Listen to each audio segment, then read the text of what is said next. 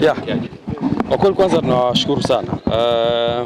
Mwitikio huu umesababishwa sana na wanahabari, kwa sababu wazazi na walezi wasingepata taarifa bila wanahabari. Kwa hiyo tunawashukuru sana kwa mchango wenu mkubwa katika kuhamasisha kitu.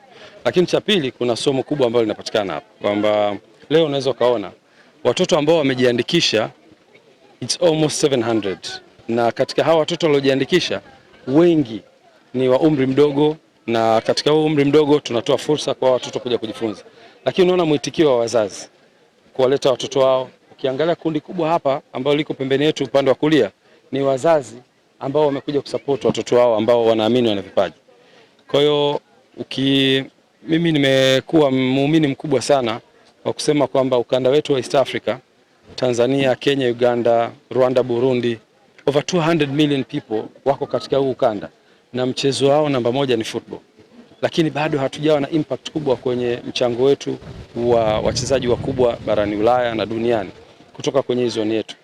Na mimi have done my research. Moja katika shida kubwa ambayo tunayo ni elimu ya hawa watoto ya mpira. Na ndio hicho kitu ambacho tunakikosa.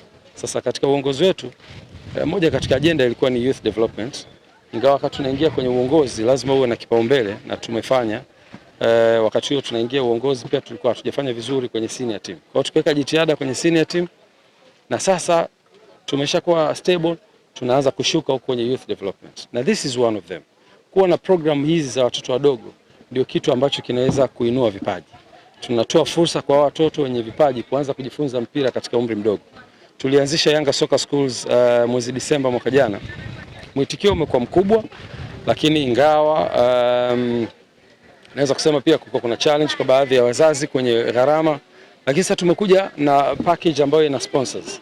Leo tumepata sponsorship ya watoto 20, lakini baada ya jana kufunga mahesabu ya registration, mimi niko kwenye board ya foundation, tukasema hapana, hawa watoto 20 tutakuwa idadi ni ndogo kukompea na watu 600 700 ambao wamejisajili. Tukasema tuongeze mpaka kufika watu 30. Kwa hiyo hata hao 30 hawatoshi mkiangalia hapa vipaji vya kutosha, na hiyo idadi ni ndogo. Kwa hiyo tuna nafasi kubwa ya kutoa elimu kwa watoto, lakini tuna nafasi kubwa ya kuendeleza vipaji. So leo hapa tumeleta wataalamu scout wa watoto, na mwisho wa siku tutapata wale cream de la cream ambao tutawapeleka kwenye hatua inayofuata ya udhamini na kuwafundisha mpira. Lakini bila kusahau mipango yetu ya serikali sasa hivi mnaweza kuiona, viwanja, training facilities nyingi zinaanza kujengwa. Tutakapokuwa tuna AFCON mwakani, tutakuwa na viwanja vya mazoezi vingi. Tutakuwa na viwanja vya kuchezea mechi vyenye standard kubwa almost 5-6 katika nchi yetu. Nani atakayeenda kuvitumia? Lazima tuanze kuandaa hawa watoto. Kwa hiyo dhamira ndio hiyo. Nichukue fursa hii kuwashukuru sana GSM Foundation kwa udhamini, na tunaendelea bado kuwasiliana na baadhi ya taasisi mbalimbali. Tuna taasisi nyingine mpya ambayo baada ya kuona imevutiwa na yenyewe imedhamini watoto 10. Tutakwenda kuitangaza pia programu yake baada ya hii. Lakini tunatoa wito pia kwa taasisi mbalimbali. Hawa watoto wote hawawezi kuhudumiwa kwa hiyo idadi ya watoto 40 tu. Wakati umeona hapa leo wamekuja watoto almost 700, na taarifa tulizozipata pia kuna wazazi ambao hawakupata nafasi ya kusajili. Wana watoto hapa wengi ambao tunatafuta njia ya namna gani tutaweza na wenyewe kuwapa nafasi. Ambao watoto there almost another 500 families ziko hapa.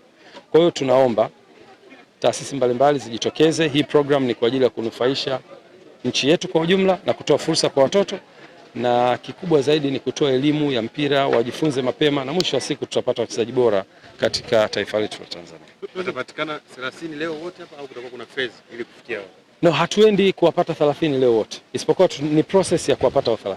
Leo hapa kuna watoto, hesabu za jana zilikuwa zinasema 630 mpaka jana.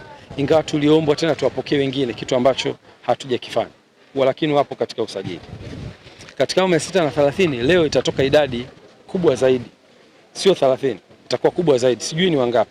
Lakini hatutaki kulimit watoto kusema kwamba hawa tuwapoteze na kusema hawa hawajui mpira. Hapana. Kwa hiyo inawezekana wakawa 100, inawezekana wakawa 200, inawezekana wakawa 300 kati yao 600. Leo wakapatikana. Halafu tutatoa fursa ya kuendelea kuwachuja zaidi. Tukipata hiyo short list ambayo labda sijui itakuwa ni ngapi, siwezi kutaja. Tukiipata hiyo tutatengeneza fursa ya hao watoto kuja sasa na kupata muda mrefu wa kucheza. Bahati nzuri nyewe wote watu wa mpira, dakika 20 peke yake hazitoshi kumuassess na kusema huyu hawezi kabisa. Isipokuwa tutakachokifanya tutapick talent za juu, Sijui itakuwa ni idadi gani, lakini itakuwa idadi ya juu. Baada ya hapo tutatoa fursa ya kuwaita sasa. Kipindi cha mwezi mmoja tutawaita kwa makundi mbalimbali, labda watoto 80 kwa siku moja wakacheza mechi, watoto 80 kwa gawa katika makundi matatu manne, wakacheza mechi na kupata muda mrefu wa kucheza. Hapo tutakuwa tuna nafasi ya kumuassess kila mmoja na kutoa fursa ya mtu yule kuwa assessed, kupata nafasi ya kucheza muda mrefu na kusema kwamba hapa kuna kipaji.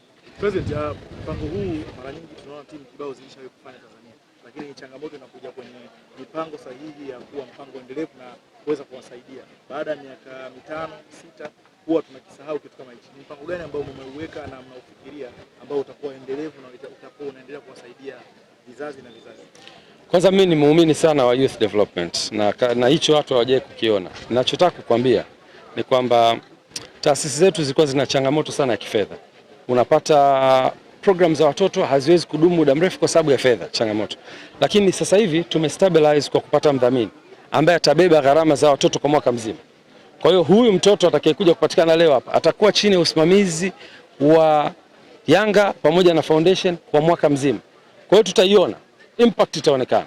Unless huyo mtoto sasa kipindi cha mwaka mmoja tuone hatakuwa tumemchagua mtoto sahihi, inaweza kutokea na kusema kwamba hakuna progress kubwa, lakini kwa hawa ambao tunawapata kutakuwa kuna muendelezo kwa sababu tayari kuna financial stability nyuma yake, na sisi tuko very serious. Na leo nichukue fursa hii, tutamtangaza kocha Badru.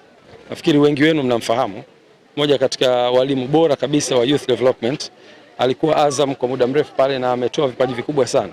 Tutamtangaza rasmi leo kuwa mwalimu wetu sasa wa hii elite group ambayo tunaipata. Kwa hiyo mtaweza kuona, na nimemtoa Uingereza, ameingia leo jana usiku specifically kwa ajili ya kuja kusimamia hizi timu zetu za watoto ili tuweze kupata matokeo mazuri kutoka kwao. Kwa hiyo it will be a separate window under sponsorship na under specific technical bench yenye uwezo wa kuwakuza watoto. President, ikiwa wewe ni kiongozi wa soka Afrika, kwa mwitikio huu